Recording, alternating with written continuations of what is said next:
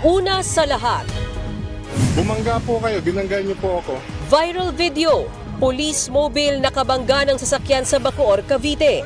Ang driver na pulis, lasing. Sige po, itaas niyo po isang paa niyo. Di ba tumutumba kayo? Meron pa siyang isang pulis na kasama sa loob ng sasakyan. Ang buong detalye kaugnay ng balitang yan at ang sinapit ng mga sangkot na pulis, abangan. Magandang gabi, Pilipinas. Sa Frontline tonight. Dating PCSO General Manager Rina Garma binunyag ang Davao-style war on drugs na utos daw noon sa kanya ni dating Pangulong Rodrigo Duterte, kung saan bawat mapapatay meron umanong reward. Senator Cynthia Villar na bad trip sa budget hearing dahil sa hindi nagtutugmang datos sa produksyon ng gatas sa bansa. Ngayon lang ako nakakita ng ganito. Nililito ako. Huwag niyo akong galitin. Pangulong Bongbong Marcos mukhang nalinlang daw ng inakala niyang pagkakaibigan nila ni VP Sara Duterte. Pinay nurse sa Abu Dhabi na 4 na araw nang hinahanap, namatay pala matapos maaksidente. Gusto mo ba ng kwarto na pwede kang sumigaw, mamato at ilabas ang lahat ng iyong galit at stress? Kung saan yan, makiride tayo dyan. At mga hindi nakabili ng ticket para sa comeback concert ng 21 sa Manila, magkaka-second chance na.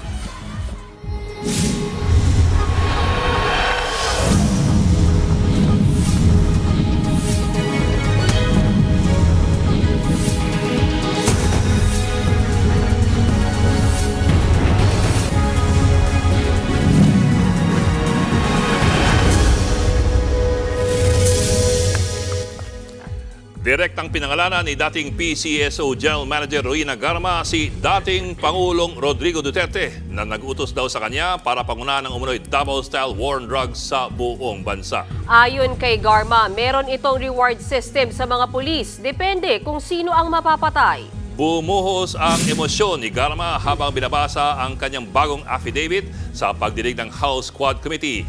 Dahil pa utal-utal at lumuluha, 2 beses pinabasa ng mga kongresista kay Garma ang kanyang salaysay. Dito niya siniwalat ang mga utos noon o mga umunoy utos noon ni dating Pangulong Duterte sa pagpapatupad ng nationwide drug war.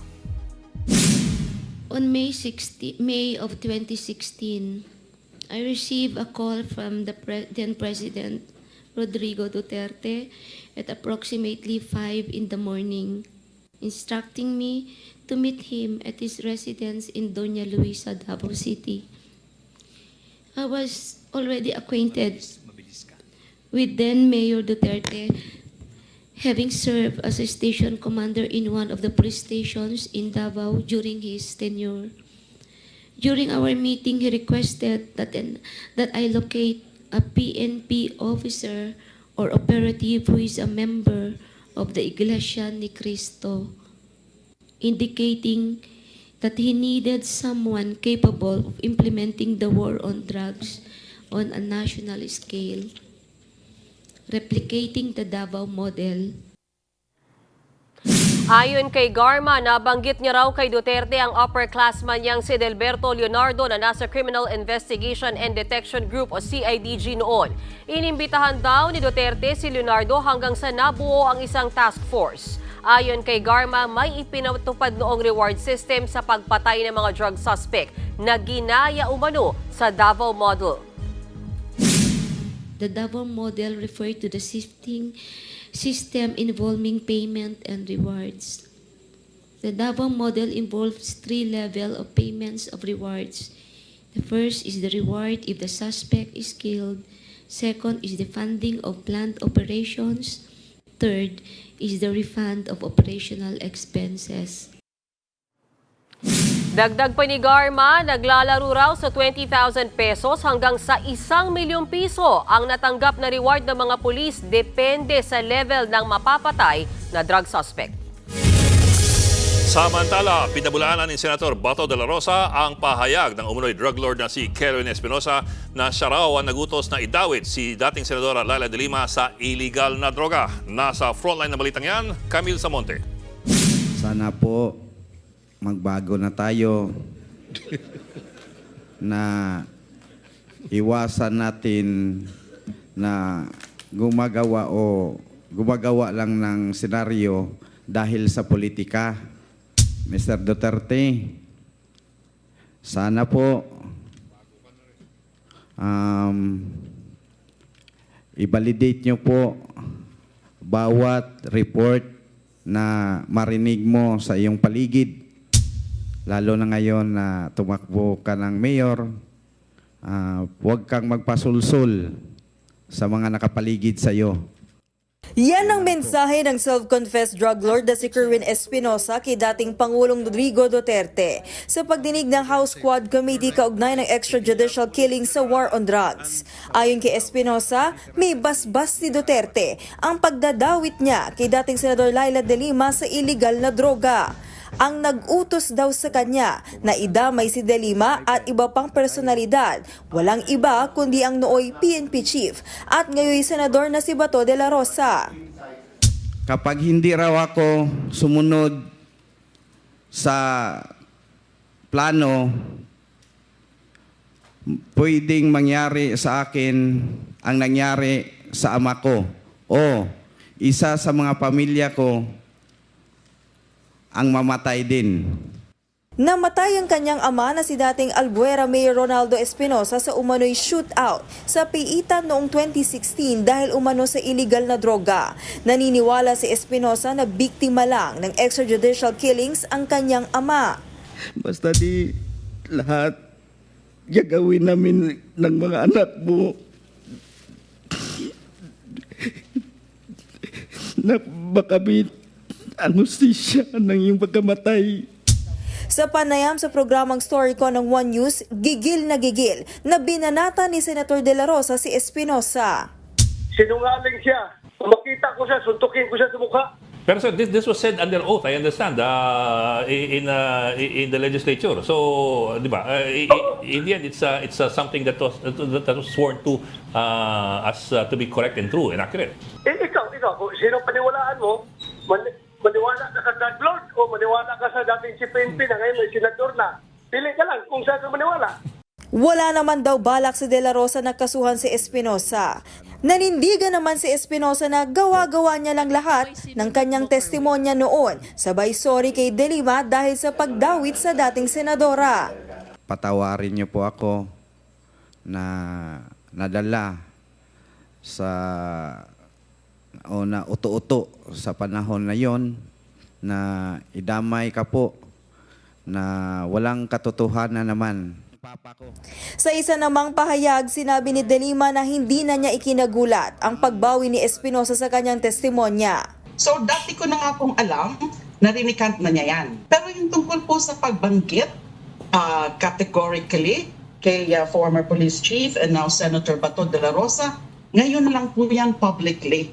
Although, kung naririnig ko na yan, may mga naging information na ako na it was really then police chief de la Rosa who coerced certain witnesses. Duda naman ang ilang kongresista sa motibo ni Espinosa sa pagharap niya sa pagdinig, lalo tatakbo siyang alkalde. Siniguro naman ng Quadcom na susuriin nila ang testimonya ng mga resource person bago bumuo ng committee report. Nagbabalita mula sa Frontline, Camille Samonte, News 5. Sino nga ba si Kerwin Espinosa? Balikan natin ang mga testimonya niyang nagdiin noon kay dating Senadora Laila de Lima. Narito ang aking report. October 17, 2016, inaresto sa Abu Dhabi ang self-confessed drug lord na si Kerwin Espinosa. Ayon yan sa impormasyon ng Philippine National Police sa pamumuno pa noon ni Senador Ronald Bato de la Rosa. Kabilang si Espinosa sa mga pinangalanan ni dating Pangulong Rodrigo Duterte na pinakamalaking operator daw ng illegal na droga sa Eastern Visayas. November 2016, humarap si Espinosa sa mga serye ng mga pagdinig ng Senate Committee on Public Order and Dangerous Drugs. Dito niya itinuro si dating Senator Laila de Lima na sangkot umano sa illegal drug trade sa Bilibid noong Justice Secretary pa ito. Bukod dyan, inakusahan ni Espinosa noon na binigyan niya ng 8 million pesos na drug money si de Lima para sa kanyang senatorial campaign. Inabot niya raw ito sa former driver at security aide ni de Lima na si Ronnie Dayan. tumawag sa akin at sinabi ng driver niya na, pare, ang sabi ni ma'am na bago mag-eleksyon, kailangan makabigay ka ng 8 million pesos. At mag-usap na lang tayo pagkatapos ng eleksyon. Pinabulaanan ni De Lima ang lahat ng yan. May God forgive you for all your sins, and may God forgive you for all your lies about me. And I forgive you. Ilan lang ang testimonya ni Espinosa sa mga naging dahilan kaya higit 6 na taong nakulong si De Lima. Hanggang sa noong 2022, binawi ni Espinosa ang mga naging pahayag niya laban kay De Lima. Sa isang pirmadong statement, sinabi ni Espinosa na wala siyang anumang transaksyon kay De Lima. Hindi rin daw siya nagbigay ng pera kahit kailan. Pineke raw niya ang kanyang testimonya dahil pinagbantaan ang kanyang buhay. Acquitted na si De Lima sa lahat ng kasong may kinalaman sa droga. At ngayon nga, siya ang first nominee ng mamamayang Liberal Party List para sa Bilang Pilipino 2025. Tatakbo rin si Espinosa bilang alkalde naman ng Leyte. Dismayado si Pangulong Bongbong Marcos sa pahayag ni VP Sara Duterte na hindi raw sila naging magkaibigan. Ayon sa Pangulo, mukhang naloko siya. Nasa frontline na balitang yan, Rainiel Pawit. Para kay Pangulong Bongbong Marcos, naging friend sila ni Vice President Sara Duterte kahit na hindi pala ganyan ang tingin ng bise. I don't know anymore. I'm not quite sure I understand. I'm a little dismayed to hear that she doesn't think that we are friends. Sinabi yan ng Pangulo sa sidelines ng ASEAN Summit sa Vientiane, Laos. Noong nakaraang buwan, sinabi ni VP Sara na hindi niya matatawag na isang kaibigan si Pangulong Marcos. Hindi kami magkaibigan. Unang-una, nagkakilala lang kami dahil naging running mate kami. I always thought that we were, but maybe I was deceived. Balik bansa na si PBBM matapos ang 3 araw niyang pagdalo sa ASEAN Summit. Nang magpunta siya ng Laos, hindi si VP Sara ang itinilaga ni PBBM bilang caretaker ng bansa sa unang pagkakataon. Sina Executive Secretary Lucas Bersamin, Justice Secretary Jesus Crispin Remulla at Agrarian Reform Secretary Conrado Estrella ang naging caretakers. Paliwanag dito ng Pangulo, natural lang naman na iba ang italaga niya rito dahil hindi na bahagi ng gabinete si VP Sara. Hulyo ng taong ito nang magbitiw si VP Sara bilang kalihim ng Department of Education. She's not part of the administration anymore, so she's not part of the day-to-day running of what we are doing. So it would be unfair to ask her to impose that duty on her. Noong nagbitiw si VP Sara, hindi siya nagbigay ng dahilan. Pero kalaunan, sinabi rin niyang issue sa budget ng DepEd ang dahilan. Sinusubukan pa namin kunin ang reaksyon ni VP Sara sa bagong pahayag ni Pangulong Marcos. Nagbabalita mula sa Frontline, Rainiel Pawid, News 5. Sa ibang balita, patay ang isang Pilipinang nurse matapos masangkot sa isang vehicular accident sa Abu Dhabi, UAE. 4 na araw pinaghahanap ng kanyang mga katrabaho ang nurse na si Reyna Jane Dunelo. Ayon sa report ng Department of Migrant Workers, October 6 namatay ang 32 taong gulang na nurse dahil sa car crash. Kakaisang buwan pa lang daw ni Reyna Jane sa home care facility sa Abu Dhabi.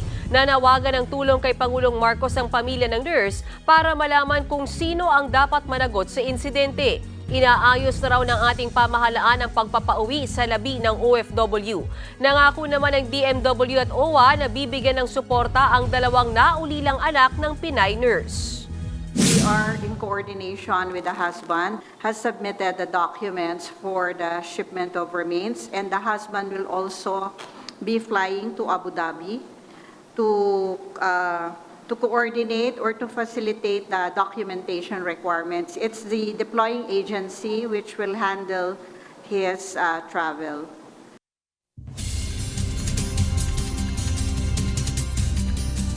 Mga kapatid, magdala ng payong kung mamamasyal kayo ngayong weekend. Ayon po sa Pag-asa, magpapaulan sa extreme northern Luzon ang shear line o yung salubungan ng mga hangin sa Hilaga at sa Silangan. Makakaranas din ng pagulan sa ibang lugar sa bansa, bunsod po ng easterlies at mga localized thunderstorms. Ayon sa Metra, umaga pa lamang bukas, uulan na sa Ilocos Region. Lalakas ang ulan sa hapon at damay na rin ang halos buong Hilaga at gitnang Luzon. Pati na po ang Calabarzon at ang Mindoro Province. Posible rin ulan sa hapon sa Metro Manila, Negros Islands, Western Visayas, Leyte at sa halos buong Mindanao. Magpapatuloy hanggang sa linggo ang mga pagulan sa bansa.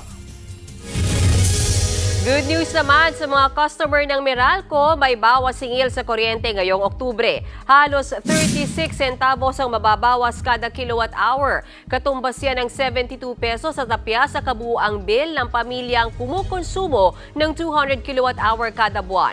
Bunsod daw yan ng mas maliit na generation charge ngayong buwan dahil sa mas mababang presyuhan sa wholesale electricity spot market.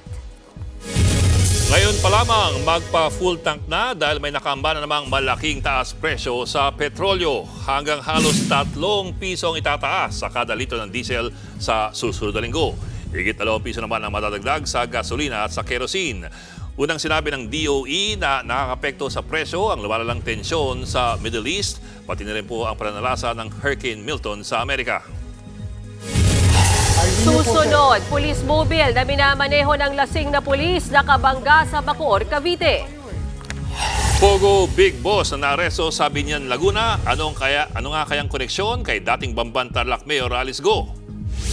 At concert tickets ng 21 sold out agad kaya magkakaroon ng Day 2. Magbabalik pa ang Frontline Tonight. Mga kapatid, Ed Lingaw po, nasa Estados Unidos, Canada o saan mang dako ka ng mundo, manatiling may alam at may pakialam sa mga mainit na balita dito sa ating bansa. Simulan natin ang bawat araw sa tuloy-tuloy na balitaan sa Frontline. Mag-follow at mag-subscribe sa social media pages ng News 5.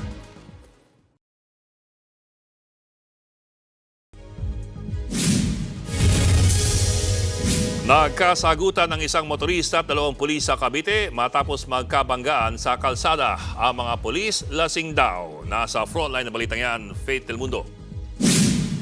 ID nyo po, sir. ID nyo po. Patingin nga po. Lasing po kayo eh. Tinanggaan nyo po ako eh.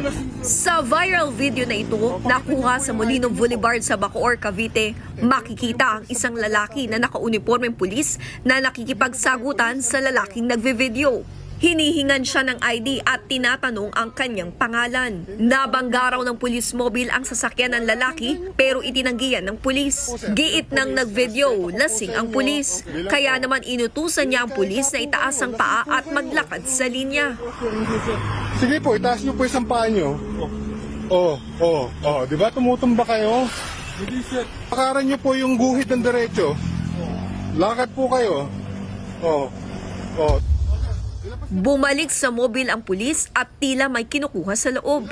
May kasama rin siyang isa pang pulis sa loob ng mobil. Habang kinukunan ng video, hinarang ng pulis ang cellphone. Pero sa huli, ipinakita ng pulis ang kanyang ID. Kinumpirma ng Bacoor Police na mga tauhan nila ang nasa viral video. Naka-assign daw sa Special Weapons and Tactics o SWAT ang 2 pulis. Ang viral video na-ipost lang nitong October 9 pero September 21 pa raw nangyari. Upon learning nung viral video, nirelieve po natin yung police natin.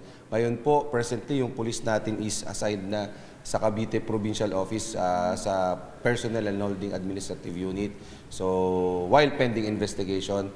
Sa ngayon, wala raw reklamo na natanggap ang pulisya mula sa kumuha ng video. Posible namang maharap sa reklamong administratibo ang mga pulis sakaling mapatunayan na may pagkakamali sila. Nagbabalita mula sa Frontline, Faith Del Mundo, News 5.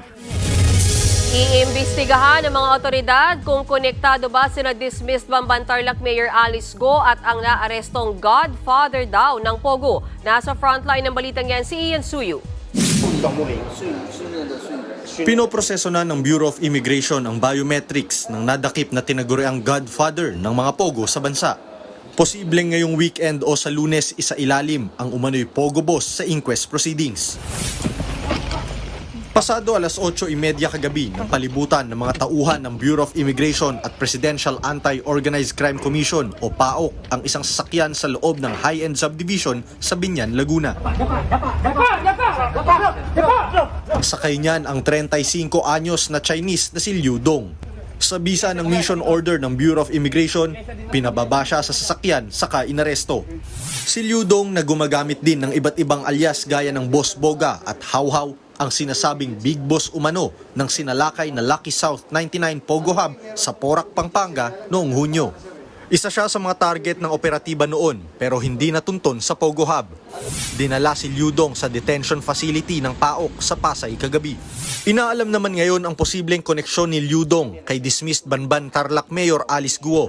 Si Guo ay kasalukuyang nakakulong at nahaharap sa patong-patong na kaso kaugnay sa sinalakay na Pogo Hub sa Banban. Sinabi ni PAOK Undersecretary Gilbert Cruz sa isang pahayag na posibleng si Liu Dong ang kinatatakutan ni Guo. Hindi niya raw kasi nababanggit ang pangalan ni Liu Dong sa mga nagdaang pagdinig sa Senado. Para naman kay PAOK spokesperson Winston Casio, masyado pang maaga para sabihing konektado ang dalawa. Naniniwala naman si Senator Risa Hontiveros na may tumutulong na opisyal ng gobyerno sa mga Pogo boss na ito. Ayon sa senadora, kailangang mahuli at mapanagot din ang bigger bosses na nasa likod ng mga krimen laban sa napakaraming inosenteng tao. Wala pang pahayag ang Senado kung iimbitahan nila si Liu Dong sa pagdinig hinggil sa mga illegal na pogo sa bansa. Nagbabalita mula sa Frontline, Ian Suyu, News 5. Inungkat ni Pangulong Bongbong Marcos ang issue sa West Philippine Sea sa harap ng mga kinatawan ng China sa East Asia Summit. Nakaharap din siya ng kakampi sa Amerika. Nasa Frontline na balitang yan, Maricel Halili. Huling araw na ng kaliwat-kanang meeting ng mga leader ng ASEAN at iba pang bansa sa Laos ngayong araw. Pero sa East Asia Summit kanina, wala pa ring preno si Pangulong Bongbong Marcos sa mga tirada nito laban sa China. Sa kanyang speech, sa harap mismo ng 18 leader kasama ang mga kinatawan ng China at Amerika, muling binigyang diin ni Pangulong Marcos na hindi dapat baliwalain ng ASEAN ang panggigipit ng China sa Pilipinas sa West Philippine Sea.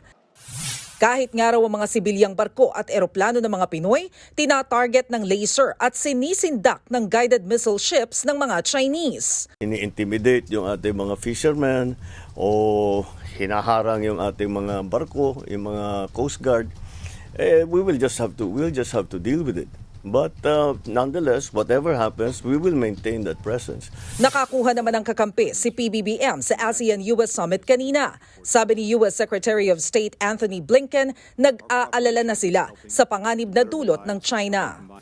We remain concerned about China's increasingly dangerous and unlawful actions in the South and East China Seas, which have injured people and harmed vessels from ASEAN nations, and contradict commitments to peaceful resolution of disputes. Pagtitiyak ni Blinken, makakaasa raw ang ASEAN at Taiwan sa suporta ng Amerika sa usaping ito. Giit naman ng China, hindi sila ang promotor ng gulo. Katunayan, mas naging mapayapa umano ang sitwasyon sa South China Sea dahil sa pagtutulungan ng ASEAN at China. Muli ring iginiit ng Beijing ang commitment nila sa pagbalangkas ng Code of Conduct na magsisilbing panuntunan sa pagpapanatili ng kaayusan sa South China Sea. Nagbabalita mula sa Frontline, Maricel Halili, News 5. Nakabalik na po ng bansa si Pangulong Bongbong Marcos. Bandang 10:30 ngayong gabi nang lumapag ang eroplanong sinasakyan ng Pangulo sa Villamor Air Base.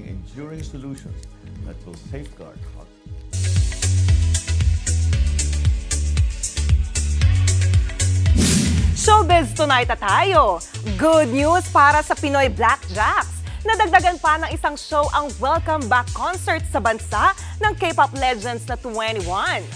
Kinumpirma yan ngayong gabi ng Live Nation Philippines. Sa November 17 ang dagdag show sa MOA Arena. Inanunsyo ang second night matapos ma-sold out kanina ang tickets sa first show. Sa October 13 naman or this Sunday mabibili ang ticket para sa second night. May init pa ako chika tonight kaya dyan lang kayo mga kapatid. Susunod, Senator Cynthia Villar nagalit sa budget hearing dahil wala raw makasagot ng maayos sa simpleng tanong niya. Ngayon lang ako nakakita ng ganito. Nililito ako. Huwag niyo akong galitin. Lalaking nakasakay sa cooler habang palutang-lutang sa dagat sa Amerika, sinagip. At kilalanin ang mga sikat na Korean actor na invited sa 2024 Asia Artist Awards. Tutok lang mga kapatid dito sa Frontline Tonight.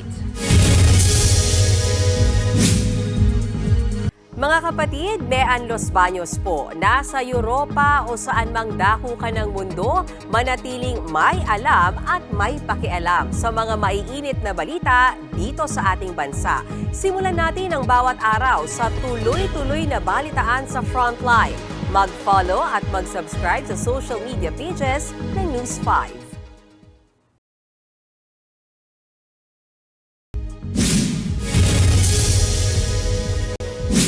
Napikon si Senator Cynthia Villar sa budget hearing ng National Dairy Authority o NDA at Philippine Carabao Center o PCC. Nililito raw siya sa computation ng produksyon ng gatas sa bansa. Narito ang aking report. Ngayon lang ako nakakita ng ganito. Nililito ako. Huwag niyo akong galitin. Hindi ko kaya yan. Tinatanong mo eh. Ang dali-dali naman yun. Ano production ng 2019? Ano production 2023? Sino nag-contribute sa increase? Hindi nyo masagot. Gigil na napatayo at halos mapa-walkout na si Senator Cynthia Villar habang dinidinig ang budget ng National Dairy Authority o NDA at Philippine Carabao Center o PCC. Uminit ang ulo ng senadora dahil hindi masagot ang simple niyang tanong tungkol sa produksyon ng gatas sa bansa. Base sa nakalap na datos ng opisina ni Villar, mula sa 1% tumaas sa 5% ang local milk production. Ang tanong ng senadora, ilan sa 5% na yan ang galing sa NDA at ilan ang galing sa PCC? Pero malabo ang sagot. Lalong nalito ang senadora at paulit-ulit na tinanong kung paanong naabot ang 5% production. Pina-explain ko lang sa inyo para pag tinanong ako ng senador, what happened? I know what to say. Nalilito ako lalo sa inyo eh. Dito na nagsimulang mag-compute ang mga tauhan ng NDA at PCC habang si Villar patuloy sa paninermon. Mga head of agency, tatalino yan dapat. Tapos nakatawa pa. Ako lolo ko, hindi man ako kayang lokohin.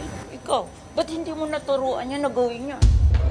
Nang kumalma na si Villar, napa-facepalm na lang siya nang malamang hindi pala 5% ang itinaas ng milk production, kundi 0.5%. So you increase your production for 0.5% at most.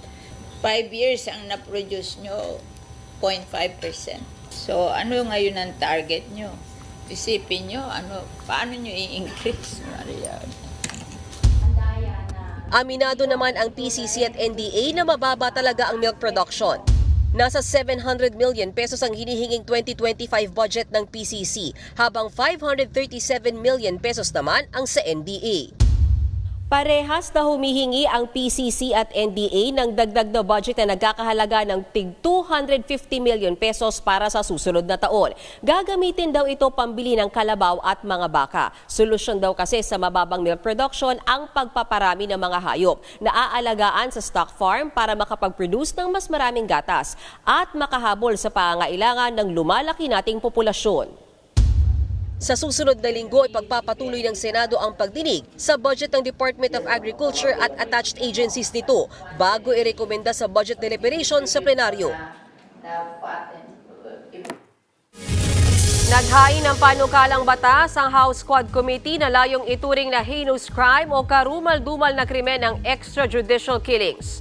Layo ng Extrajudicial Act na panagutin ng mga law enforcement agency at mga opisyal ng gobyerno na sangkot at nagpahintulot sa EJK. Sa ilalim nito, papatawan ng life imprisonment o reklusyon perpetua na walang parol ang mga mapapatunayang sangkot. Muling nanawagan ng hustisya ang ilang biktima ng EJK na dumalo sa pagdinig kanina. Sa parehong pagdinig, nagsorry naman si retired Police Colonel Rorina Garma sa mga biktima ng EJK. I am very sorry in behalf of my men na nagkamali sa inyo. I'm very sorry. But I cannot control all of them. Lahat po yan na process ang crime scene. Which is not under my control ang crime scene. Separate unit mo humahawak niyan. Then I am sorry to all victims kung hindi ko na-investigahan isa-isa yung case nyo.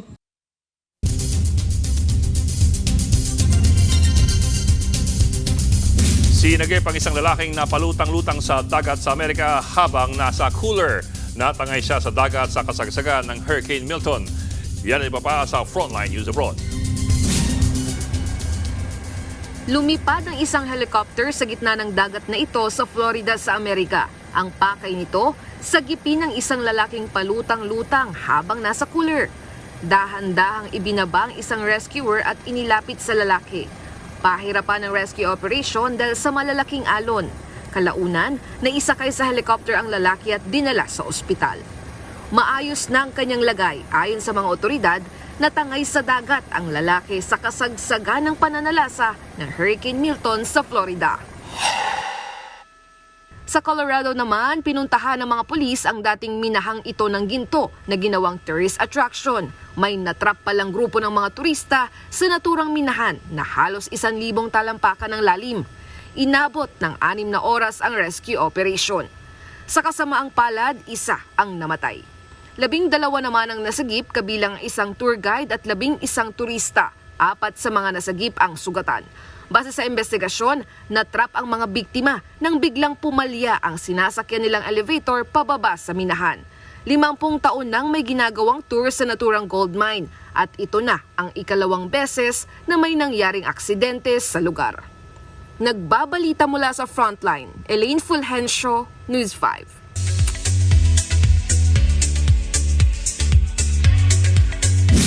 Bigatin ang Korean stars na dadalo sa 2024 Asia Artist Awards.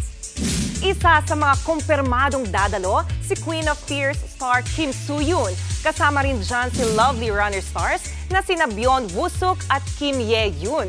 Ang aktres ng Marry My Husband na si Park Min-young at si military prosecutor star na si An Bo-yoon. Confirmed ding attend ang aktres ng thriller series na Pyramid Game na si Jang Da-ah. Gaganapin ang event sa December 27 sa Thammasat Stadium sa Thailand. December last year naman nang ganapin sa Philippine Arena ang 8th edition ng Asia Artist Awards. May bago at kakaibang game show na mapapanood dito sa Kapatid Network. Yan ang Quizmosa, kung saan pinagsama ang chismisan at trivia. Hosted yan ng tinaguriang patron saint ng chismis na si OG Diaz. Mapapanood ang Quizmosa simula October 21 mula Lunes hanggang Sabado alas 2:30 ng hapon pagkatapos ng Itbulaga. Abangan, Jan Amores, sinuspindi na sa PBA Commissioner's Cup. Meron din kondisyon para makapaglaro siya ulit. At makiride tayo sa Rage Room sa Makati kung saan pwedeng sumigaw at ilabas ang lahat ng inyong galit at stress. Tuloy-tuloy ang balitaan dito sa Frontline Tonight.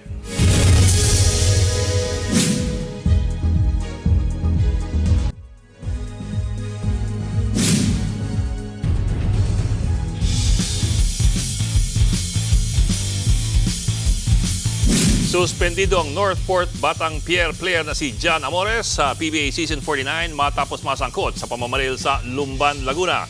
Base sa nilabas na desisyon, walang matatanggap na bayad si Amores habang siya ay suspendido. Papayagan lang siyang muling maglaro kapag sumilalim siya sa counseling program na aprobado ng PBA. Sa kabila ng suspensyon, papayagan pa rin si Amores na mag-practice kasama ang kanyang team. Matatandaan nitong Setyembre lamang nang masapul sa CCTV na namaril si Amores sa kanyang nakalitan sa basketball sa Lumban, Laguna.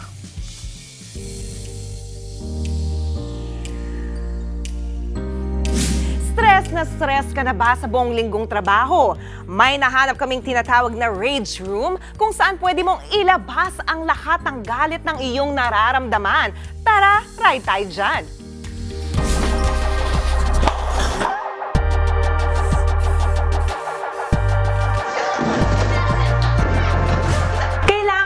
Maglabas ng sama ng loob, magtanggal ng stress, o gusto nyo lang ng kakaiba at intense na activity? Pwedeng-pwede yan sa tinatawag na Rage Room dito sa Makati.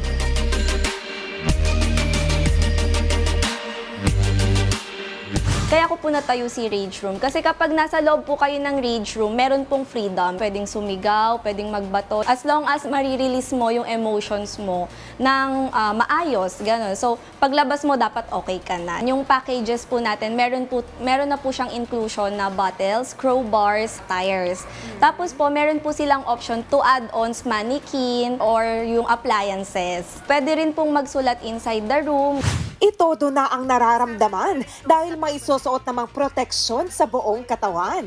I'm ready mga kapatid at handa na rin akong maglabas ng sama ng loob. Uy!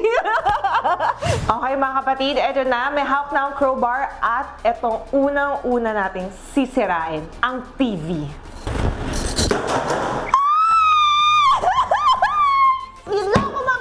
Sinungaling! Masarap sa pakiramdam na nare-release mo yung galit mo, di ba? Pero hindi pa tayo tapos. Magbabasag pa tayong bote.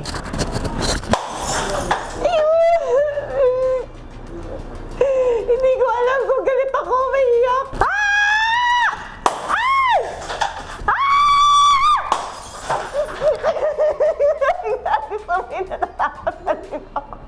Magandang panglabas ng stress to at galit. So, try nyo na. Nakita ko lang siya sa TikTok post and then parang gusto kong ma-experience na parang maglabas ng sama ng loob dito sa rage room kasi wala akong mapagsabihan ng mga tao. Yun. Parang dito ko na lang siya nilabas. After ko po nung nagbabandal po ako, parang nawala po yung sama ng loob ko, yung mga stress ko. Parang nawala po talaga siya lahat. Nakakatulong po talaga yung rage room. Kung ano man ang hugot nyo sa buhay, walang basagan ng trip at maki-e-ride tayo dyan. O, diba? Nakakagaan ng feeling. Ako po, si Johnny Alipon. Happy Friday, mga kapatid. Ba't parang hindi convincing, no? Tapos nakasarasa pa, malalo na gano'n. Ako, na-stress ako dun sa sigaw, Parang tuwa ka eh. Hindi ko nga maintindihan yung nararamdaman ko ng bok eh. Parang natatakot ka tuwing magbabato ka ng ng bote. Actually, Takot ka ba? nakakatakot siya kasi syempre tayo, instinct natin pag may nabasag, baka... Nalalayo ka. Sabagay. Pero since complete gear naman, so okay lang. So, on a scale of 1 to 10, 10 being pinakamasamang loob, gaano kasama loob mo nung panahon na yon? 0.5. Mali. Dapat hindi siya yung pinapunta doon. Dapat tayo, sir. Sabi mo, maglalaba ka. Pero alam mo, maganda yung ganyan kung dalawa kayo. Bakit? Pasama ng loob. Magkampasang kayo. Nako, yun. Hindi pwede yun, Meron siya naisip kagad. Okay. Well, mga kapatid, 75 days na lang at Pasko na. Yan po ang 45 minutong pag-imayos malagang headlines. Uy, bago ko mag-extra, mag-hi tayo kay Bril Montalvo, ating napakasipag na reporter ng Davao, nandito ngayon sa Manila. Hi, Bril! Balitan at diskusyon para sa paghubog ng matalinong opinyon. Kami inyong kasangga sa pagbabalita. Ako po si Mayan Los Baños. Ako naman po si Ed Linggao. Hanggang sa Lunes mga kapatid, magandang gabi.